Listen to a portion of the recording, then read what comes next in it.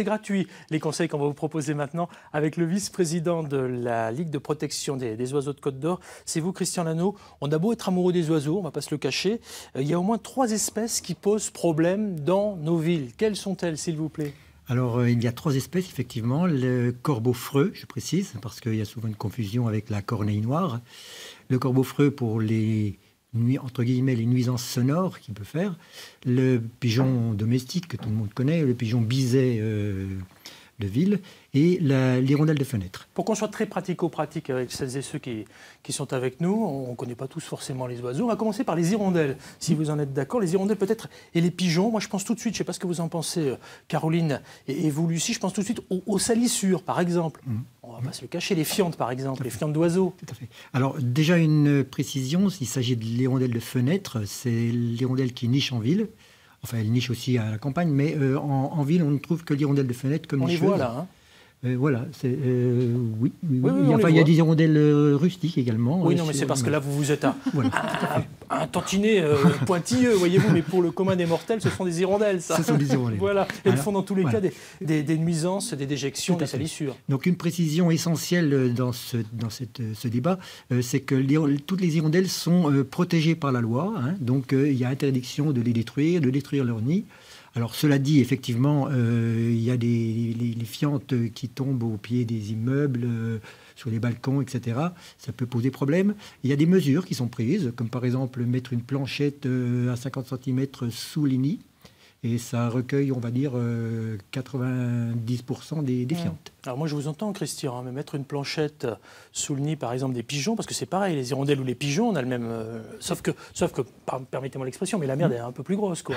La fiente est... Franchement, voilà, elle marque un petit peu, on va être clair. Tout à fait. Alors le pigeon, c'est un peu plus compliqué, on va dire. Donc d'abord, déjà, une première chose, pour éviter leur prolifération, il faut éviter que les gens nourrissent les pigeons. C'est même souvent interdit par les municipalités, mais beaucoup de gens le font quand même. Donc évitons C'est ça le problème. Voilà, tout à fait. Il y a des mesures quand même qui sont prises. Certaines communes ont installé des tours qui attirent les pigeons pour nicher. Et les œufs sont stérilisés. Voilà, quelques mesures de ce genre. On voit quelques amis pigeons, là, hein, les pigeons et les hirondelles. On parle des fientes, mais il y a aussi les petites choses olfactives, parce que ça sent aussi. C'est vrai. Alors là-dessus, on ne peut pas faire grand-chose. J'ajouterai quand même un petit détail rapidement. Il y a un élément de régulation naturelle sur Dijon et dans beaucoup de grandes villes.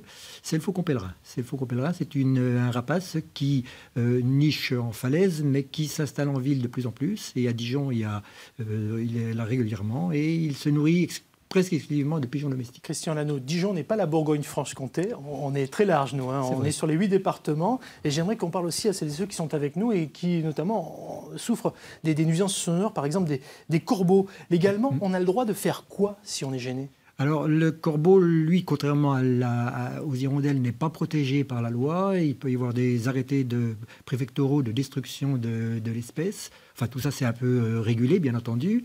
Il n'y a aucune solution pérenne. On peut faire des mesures d'effarouchement, ça existe. Je fais une petite parenthèse parce que ce mur en soie, mercredi, jeudi et vendredi, va justement faire des mesures j'arrive jamais à le dire, d'effarouchement. Oui. Voilà, c'est ça, pour éviter la prolifération des corbeaux notamment. Donc ils vont autoriser les tirs. Hein. Je dis ça pour ceux qui sont avec nous et qui entendraient quelques coups de fusil. Tout à fait. C'est autorisé. Alors c'est encadré par un lieutenant de louveterie et c'est les chasseurs qui interviennent dans un créneau horaire qui est bien défini. Voilà, c'est très, très réglementé. Bon, en tout cas, si on ne veut pas être gêné par les nuisances des oiseaux, c'est pas si facile que ça.